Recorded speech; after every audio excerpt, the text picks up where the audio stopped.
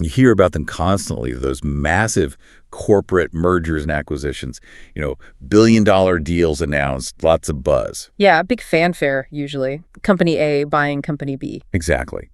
And they feel huge, maybe a bit removed from, the average investor. Yeah. But what if there was a way? What if you could actually find opportunities in the gap? The gap between that announced price and where the stock trades before the deal actually closes. There is. And that gap, it has a name. It's the arbitrage spread. And there's a whole investment strategy built around capturing it. Right. So that's what this deep dive is all about. Merger arbitrage.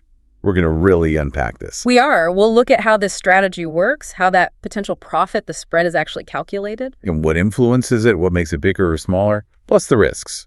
Definitely the risks. Absolutely. And we'll dig into what our sources say about how it performs, who can access it.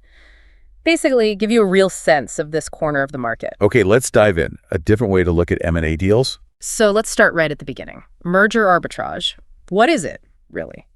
At its heart, like I said, it's what we call an absolute return strategy. Meaning its success isn't just tied to the S&P 500 going up. Exactly. The goal is to make money whether the overall market is bullish or bearish. It focuses on specific events, these announced mergers, takeovers, maybe even big reorganizations. Okay, so less about forecasting the whole economy, more about predicting if this one specific deal will happen. How does the pricing work? How does the opportunity actually show up? It really boils down to a kind of temporary difference in pricing. So when Company A announces it wants to buy Company B, they almost always offer a price that's higher than Company B's current stock price. That makes sense. They have to offer a sweetener, right? A premium to get shareholders to agree to sell. Precisely. That's the acquisition premium. Now, you'd think Company B's stock would just instantly jump right up to that offer price. Yeah, seems logical. And it does jump, usually quite a bit. But, and this is the key bit, it typically doesn't go all the way up. It often trades at a discount to the final offer price. Ah, okay. So there's still a gap, even after the announcement. Yes. And that gap, that difference between the price Company B is trading at on the market and the price Company A has offered, that's the arbitrage spread. The spread. So the basic strategy is what? Right. You buy Company B stock at that lower market price, the one with the discount, and you hold it, betting the deal will close successfully. When it does, you get paid the higher original offer price. That's the fundamental play. Yeah. It's like, think about agreeing to buy something today, knowing you've got someone else already lined up who's promised to pay you more for it tomorrow. Right. But the catch is the whole thing depends on that transaction actually going through as planned. Like that pink lemon analogy we saw. You agree to buy lemons wholesale in June for $100. But you've already got a contract to sell them in July for $120. You buy low, sell high, pocket the $20 spread. Perfect analogy. But you have to make sure those lemons get delivered in July. Right. The deal has to close. Exactly. So you buy the target stock Company B on the market below the deal value. If it closes, you get that higher value. The difference is your profit. But it's all tied to that specific deal completing and completing on time. Got it. And you mentioned deals aren't all structured the same way. That must affect how this works. Oh, absolutely. It makes a big difference. Our sources lay out three main types. Okay. First, you've got your cash merger. This one's the most straightforward for arbitrage. The acquirer, Company A, just pays cash for every share of the target, Company B. Simple enough. Yeah. You buy Company B stock at the discount. The deal closes. You get the cash amount per share. The spread is just the cash offer minus the current market price. Easy peasy. Okay, what's next? Second is a stock-for-stock merger. Now it gets a bit more complicated. Instead of cash, Company B shareholders get shares in Company A. Ah, okay, so the value isn't fixed. Exactly. It depends on Company A's stock price when the deal finally closes. They set an exchange ratio like you get, say, 0.5 shares of Company A for every share of Company B you own. But what that 0.5 share is worth depends on Company A's stock price, which is moving around. So the value of what you get at the end is a moving target. That definitely adds complexity. You're not just betting the deal closes, you're also exposed to the acquirer's stock price. You are. It requires more analysis, sometimes hedging strategies like shorting the acquirer's stock, which adds another layer. And third, you have mixed consideration mergers. Best of both worlds. Or worst. Well, it's a mix. Shareholders get some cash and some stock in the acquiring company. As you'd guess, it combines the features and complexities of both cash and stock deals. Calculating the spread and the risks gets even more involved. Okay, so buying the discounted target stock is the core idea. But why is there a discount at all? If a deal's announced, isn't it yeah, basically done? That is the fundamental question here. If a deal was absolutely 100% guaranteed to close tomorrow, perfectly smoothly, Then the price would match the offer, right? Maybe minus a tiny bit for trading costs. exactly. The target stock would trade right at the offer price. The reason the discount exists, the reason there's a spread, is uncertainty, risk. There's always some chance, however small sometimes, that the deal won't happen as planned. It could get delayed. Delayed, yeah. Or worse, it could just fall apart completely. Yeah. Terminated. The pink lemons never arrive. That's the risk. And the size of that spread, that discount, it's not random. Our sources break it down. There are components that investors are looking at. Okay, like what? Well, first, there's what they call the deal risk premium. This is basically the market demand and compensation for the specific risks tied to this particular deal. What kind of risks? Could be anything. Maybe there's a worry about antitrust regulators blocking it. Or maybe the financing looks a bit shaky. Or maybe there's a chance the shareholders won't vote yes. The market tries to price in the odds of these things going wrong. So if the market thinks a deal has a high chance of failing, The spread will be wider. right, the market demands a bigger potential reward to take on that bigger risk. A really wide spread is often a sign the market sees serious potential problems. Okay, so spread size equals perceived risk. Got it. What else? Then there's the time to close premium. This is all about the time value of money. Think about it. When you invest in an arbitrage deal, your capital is tied up until that deal closes. Right, you can't use it for anything else. Exactly. So the longer the deal is expected to take, the less attractive a fixed dollar spread becomes on an annualized basis. Earning, say, $2 on a deal that closes in 3 months is way better than earning that same $2 on a deal that takes 18 months. Because you could potentially do multiple short deals in the time it takes for one long one to finish. The annualized return is much higher for the faster deal. Absolutely. Time is a critical factor. A small-looking spread might actually be quite attractive if the deal is expected to wrap up really quickly, and a big spread might not look so great if it looks like it's going to drag on forever. Makes sense. Time value of money. Is there a third piece? Yes, the risk-free rate. This is basically the return you could get from a theoretically risk-free investment over the same period. Think short-term U.S. Treasury bills, T-bills. Why does the T-bill rate matter for a risky merger deal? Because arbitrageurs are always comparing. They need to earn a return that's better than the risk-free rate to compensate them for taking on all that deal-specific risk we just talked about. The risk-free rate sets the baseline, the floor. Okay. So if interest rates generally go up, the risk-free rate goes up. Arbitrageurs will then naturally demand a higher return above that higher baseline to make the merger risk worthwhile. So rising interest rates can actually pressure spreads to widen. Interesting. So higher rates mean arbitrageurs want a bigger spread. Generally, yes, to maintain the premium over the risk-free alternative. Conversely, when rates fall, that baseline drops, which could allow spreads to narrow a bit, although the deal risk and time elements are usually the stronger drivers of the actual spread size. So you're always weighing the deal's potential profit against just sticking the money in something safe like T-bills. The spread has to be good enough to justify the risk and the lockup period. That's exactly right. It's a dynamic calculation. Deal risk, time, interest rates, they all feed into the size of that spread you see in the market. Okay, so we understand why the spread exists. How do you actually calculate it? Put some numbers on this potential profit. Well, like we touched on, it really depends on how the deal is structured. Cash deals are the simplest. Right, offer is $50 cash, stock's trading at $48, the spread is $2.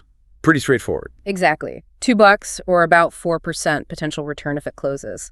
The real math starts getting more involved with the stock for stock or the mixed cash and stock deals. Because the value you receive isn't fixed. Right. Especially if there are dividends involved, either from the target company while you're holding it or from the acquirer, which affects the value you get. It gets complex quickly. You've got the exchange ratio, the acquirer's stock price fluctuating, maybe even costs if you're shorting the acquirer's stock as a hedge. This sounds like where you need a spreadsheet. Our sources use that Pfizer-Wyeth deal from 2009 as a good example of a mixed deal. Let's walk through that. Yeah, that's a great illustration. So Pfizer, ticker PFE, announced it was buying Wyeth, WYE, back in January 2009. Okay. The terms were specific. For each share of Wyeth, shareholders would get $33 in cash plus 0.985 shares of Pfizer stock. Okay, part cash, part stock, mixed deal. Yep. Now, the source gives us prices from a specific date after the announcement, February 27, 2009. On that day, Wyeth stock, WYE, was trading at $40.82, and Pfizer stock, PFE, was trading at $12.31. Okay, got the inputs. So to figure out the value of what a Wyeth shareholder expected to receive if the deal closed right then, you do the math. You take the $33 like cash, and you add the value of the Pfizer stock portion. That's 0.985 Pfizer shares multiplied by Pfizer's price of $12.31 per share. So 0.985 times $12.31. Carry the one. It comes out to about $12.12 worth of Pfizer stock. Okay, so $33 cash plus $12.12 in stock value. Right. That totals $45.12. So on February 27th, 2009, the theoretical value you'd get per Wyeth share if the deal closed successfully, and PFE stayed at $12.31, was $45.82. But Wyeth was only trading at $40.82. Exactly. That difference is the spread, the potential profit. $45.12 minus $40.82 equals $4.30 per share. Okay, $4.30 potential gain on a $40.82 investment. What's that as a percentage? It's about 10.5%, $4.30.82. Wait, the source says 9.5% discount. Let me recheck the calculation. The source seems to calculate the discount as spread deal value, $4, $35, and $12,012 and 12%, not spread market price. Let's stick with their 9.5% figure as the potential return relative to the value received. So a 9.5% potential gain. Okay, 9.5%. That sounds decent, but you said time matters hugely. Critically, a 9.5% return is great, but is it over a month or a year? The source estimated this way the deal might take about 7 months to close from that February date. That's roughly 0.58 years. So how do we annualize that 9.5%? Well, if you take that 9.5% return and you earn it over 0.58 years, the source calculates the annualized return at 20.58%. That's a hefty annualized rate. Wow, okay. So the shorter timeline really juices the yearly return number. What if it took longer, say 10 months? If it dragged out to 10 months, which is about 0.83 years, that same 9.5% actual return would annualize to only about 11.45%, 9.5%, 0.83, much lower. It really shows how delays impact the attractiveness. Definitely. Every month counts. And the pros take it even further. They don't just look at the potential return if it succeeds. They try to estimate the probability of success versus failure. Factoring in the risk it might blow up. Exactly. To get an expected return. This is usually more realistic. You estimate your gain if it works, your loss if it fails, and weight them by your estimated probabilities. How does that work? For the Wyeth deal, the source example assumes a potential gain of $4.90 per share on success. That includes the $4.30 spread plus maybe the 60 cents in Wyeth dividends you'd collect while waiting. Okay. And they estimate a potential loss of $2 per share if the deal collapses and Wyeth's stock price falls back. Then they assign probabilities, let's say, a 70% chance of success and a 30% chance of failure. So you weight the outcomes. Yep. Expected gain on success, probability of success, minus loss on failure, probability of failure. So $4.97. See, $2.30. Okay, that's $3.43 minus your 60 cents. Which gives you a net expected gain of $2.83 per share, much lower than the potential $4.90 if everything goes right. Right. It averages out the possibility. So you expect to make $2.83 on average from this type of situation, given those probabilities. That's the idea. And then you annualize that expected dollar gain. The source shows that $2.83 expected gain over the 0.58 years on the $40.82 investment annualizes to an expected return of 11.95%. Okay, 11.95%. That's way lower than the 20.58% potential annualized return, but it feels more grounded because it accounts for the risk of failure. It's a much more sober assessment. It shows that even with a nice-looking spread, the underlying risk analysis is paramount. And of course, you need to factor in dividends precisely, any financing costs. Remember, Pfizer had to borrow billions and keep refining your time estimate. It's all part of the calculation. Right, so that calculation hinges on the deal closing.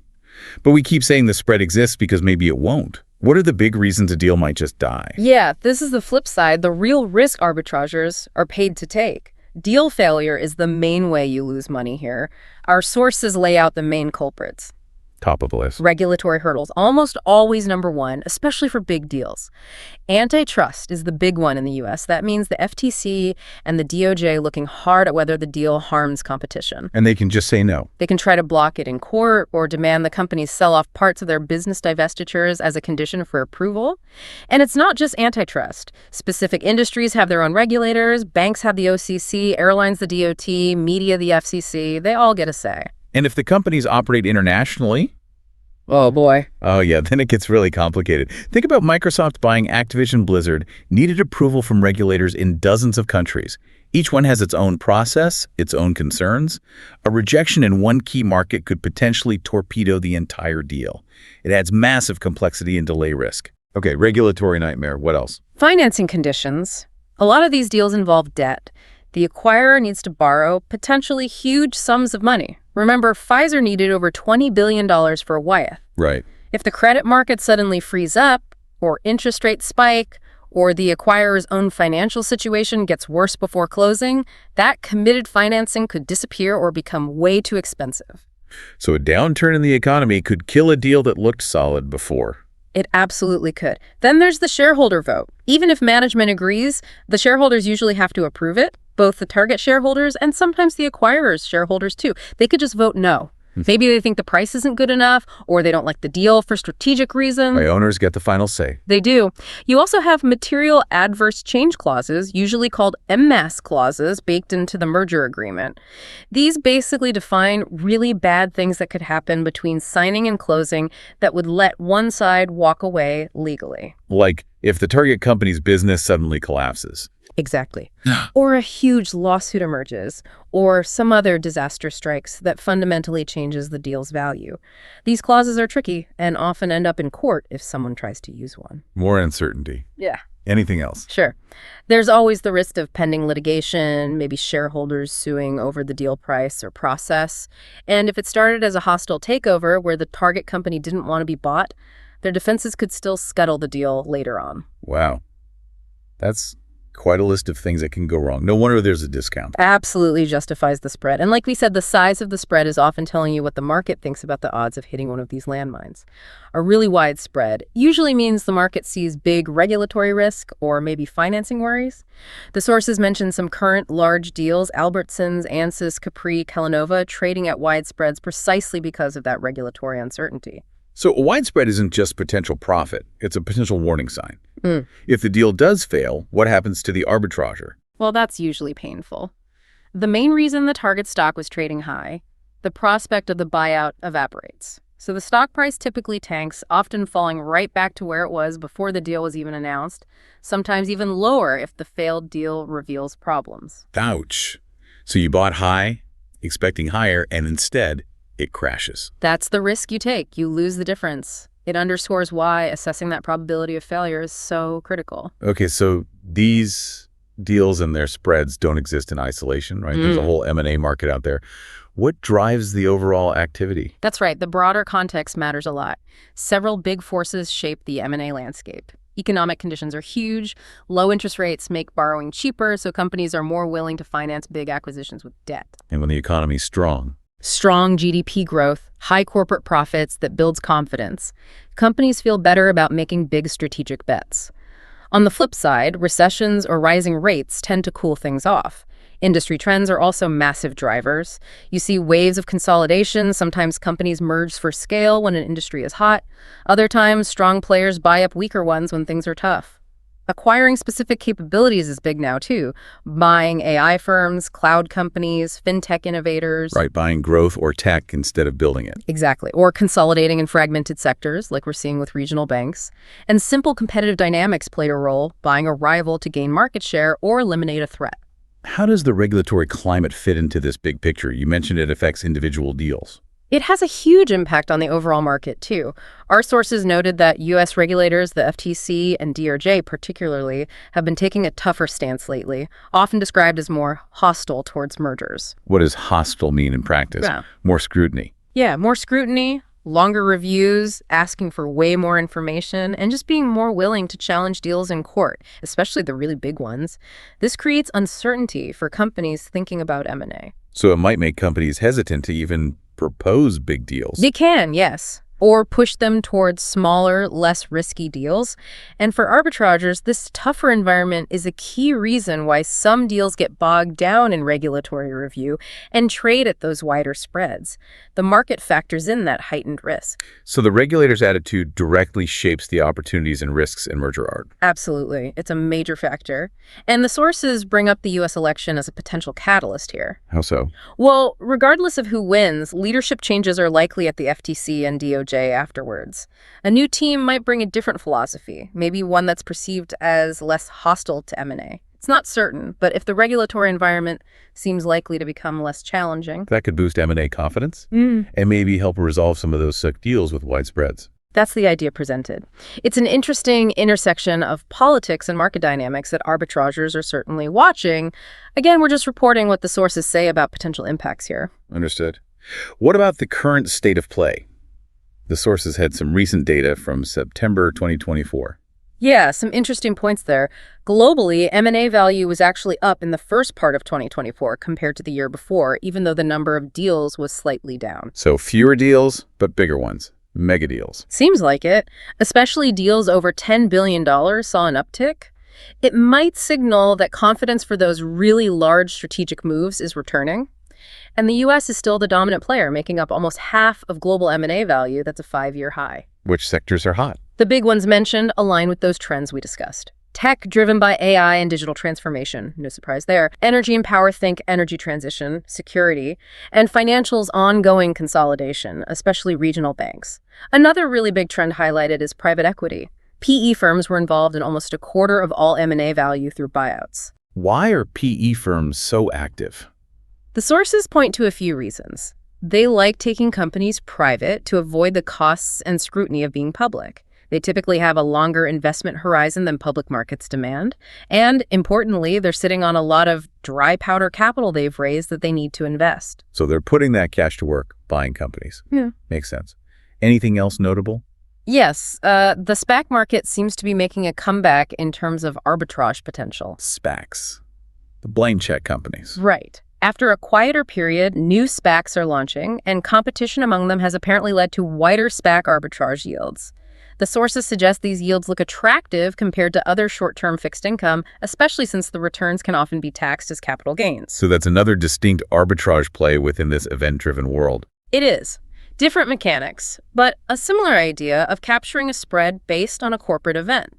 Overall, the picture from late 2024 suggests a decent pipeline of potential deals, especially in North American small and mid caps, alongside those big, complex deals still navigating the regulatory maze and offering those wider spreads. Okay, so we've dissected how it works, the risks, the market environment. Why would someone actually want to add this kind of strategy to their investment portfolio? What are the benefits? The biggest one, really, that the sources emphasize is that it's an absolute return strategy. Remember, the goal is positive returns, whether the overall market is up, down, or sideways. Because the profit comes from the deal closing, not from the market going up. Exactly. It's driven by the specific event outcome. And this leads directly to the next major benefit. Low correlation. Meaning its returns don't just follow the stock market. Historically, they've shown very low correlation to traditional stocks and bonds. Its performance pattern is different. The sources give numbers correlation near zero with bonds, maybe around 0.16 with T-bills. One source mentioned a higher number for stocks, 0.83, but typically it's considered much lower, often in the 0.1 to 0.4 range relative to broad equities. The point is, it zigs when other things might zag. And that's the key to diversification, isn't it? Mixing assets that don't move together can lower your overall portfolio risk. Precisely. Adding something uncorrelated or lowly correlated can potentially smooth out your ride and improve your risk-adjusted returns. This ties into the idea of market neutrality, trying to avoid general market risk and drawdown minimization. Meaning it doesn't fall as much when the market crashes. Generally, yes.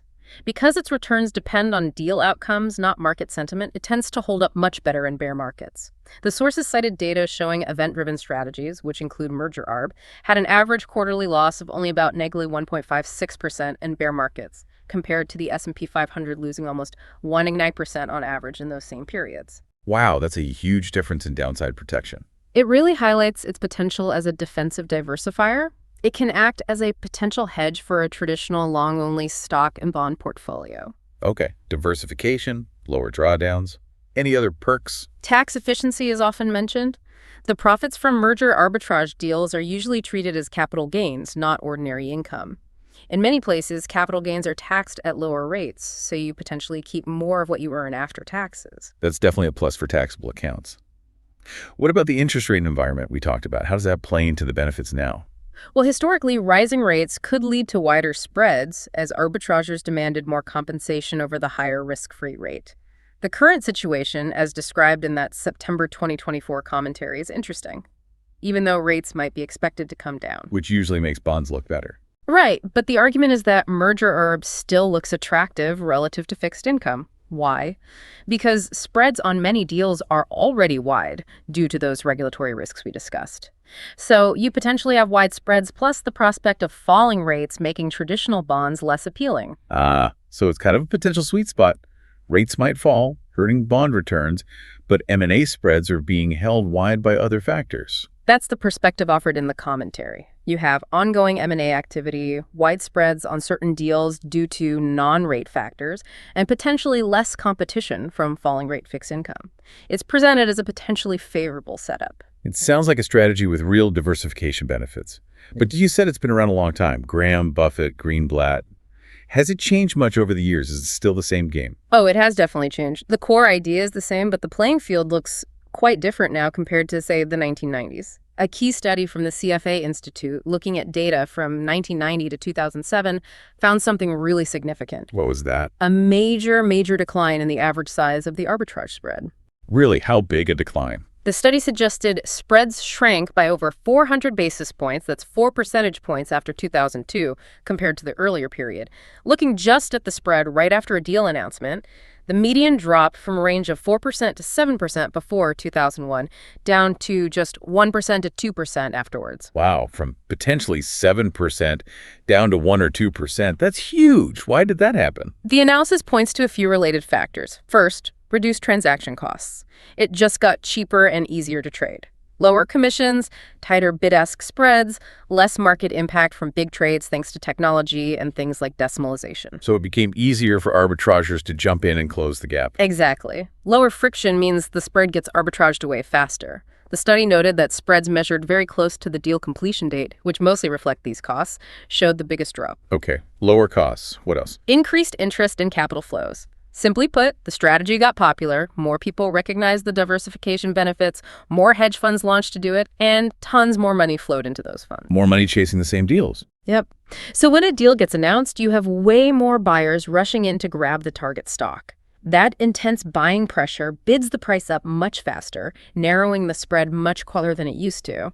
The data showed target stock trading volumes jumped significantly after 2001, supporting this idea. More competition squeezes the profit potential. Makes sense. And a third factor was a reduction in the average risk of mergers.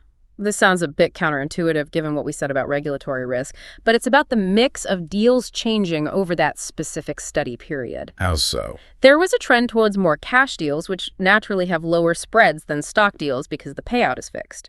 Also, the average premium offered by acquirers dipped a bit. And maybe most importantly, there were fewer hostile takeovers. Hostile deals are way riskier and always carry much wider spreads. So the average deal happening just became a bit less risky, contributing to tighter average spreads. That seems to be part of the story, yes. So you combine lower trading costs, way more capital competing for deals, and a shift toward slightly less risky deal structures on average. It all led to structurally tighter spreads compared to the earlier days. What does that mean for investors today? Well, the analysis linked this spread compression to the broader decline seen in overall hedge fund alpha or outperformance. And it suggests that some of that spread shrinkage might be permanent due to market efficiency gains. For anyone looking at merger arbitrage performance, the big takeaway is be cautious with very long-term historical data. The market dynamics and typical spreads since the early 2000s are likely much more relevant than what was achievable back in the 90s. That's crucial context. The game has changed. Given all this complexity, calculating spreads, assessing risk, maybe using hedges, was this ever something a regular individual investor could realistically do? Historically, Not really, no. For decades, merger arbitrage was pretty much exclusively the playground of big institutions, pensions, endowments, big funds, and the very wealthy. Why only them? Because accessing it usually meant investing in specialized hedge funds, and those funds typically had, multi-million-dollar minimum investments and were only open to accredited investors who met high income or net worth requirements. Plus, trying to do it yourself directly requires a lot of capital to diversify across many deals, deep analytical resources, and constant monitoring. It wasn't really feasible for most individuals. So you needed deep pockets and special access? Pretty much. But that picture started to change more recently. Our sources mention regulatory shifts around 2019 that really opened things up. What happened? Essentially, rules changed that made it easier to offer strategies like merger arbitrage within more accessible fund structures, specifically liquid alternative mutual funds. Liquid alts. So mutual funds that everyday investors can buy. Exactly. Unlike hedge funds, these mutual funds have much lower investment minimums. They're available to basically any investor, and they trade daily like regular mutual funds. They pool investors' money and have professional managers run the merger arbitrage strategy inside the fund. So you're not picking the deals yourself. You're buying into a fund managed by pros who do it for you. Precisely. These liquid alt funds became the main way for individual investors, like you listening, to potentially get exposure to merger arbitrage and its characteristics, that low correlation, the absolute return focus without needing institutional level wealth or access. It really democratized the strategy to a large extent. That's a pretty big deal. Opens up a whole new potential tool for portfolio building. It certainly broadened the options available for investors seeking diversification beyond traditional stocks and bonds. This has been fascinating, a real look under the hood. Let's try and wrap up the key takeaways. Sounds good. So at its core, merger arbitrage is about trying to profit from that price difference, the spread between a target company's stock price and the announced takeover price. And that spread is there because deals aren't guaranteed, there's risk of failure or delays, plus the time value of money. Right. Calculating the potential profit involves understanding the deal terms, cash, stock, or mixed, factoring in things like dividends, and crucially, estimating the time to close to figure out the annualized return, and always weighing that potential return against the probability and cost of failure. The risks are real regulatory blocks. Financing falling through, shareholders voting no. If a deal dies, the arbitrager likely takes a loss. Definitely. And the whole M&A market is shaped by the economy, industry shifts, competition, and very importantly, the attitude of regulators, which directly impacts deal flow and spreads. We're seeing trends like more mega deals, lots of PE activity, and maybe a comeback for SPAC arb. But despite the risks and complexities, the potential benefits are clear. It's an absolute return strategy aiming for profit in any market. It offers low correlation to stocks and bonds for diversification. Potentially lower volatility and smaller drawdowns, especially in bad markets, plus possible tax advantages. And while the game has changed over decades, with spreads generally tighter now due to market efficiency and more capital, The strategy itself is much more accessible than it used to be for individual investors, mainly through liquid alternative mutual funds. it's a strategy that really forces you to sweat the details, doesn't it?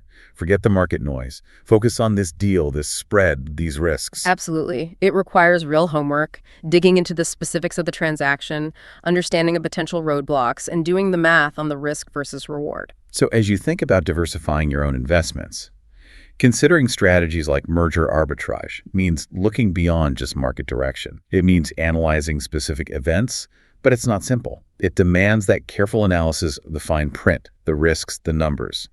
So here's something to think about. If you were considering this, what specific homework, what kind of detailed digging would you personally do before putting money into a potential arbitrage situation?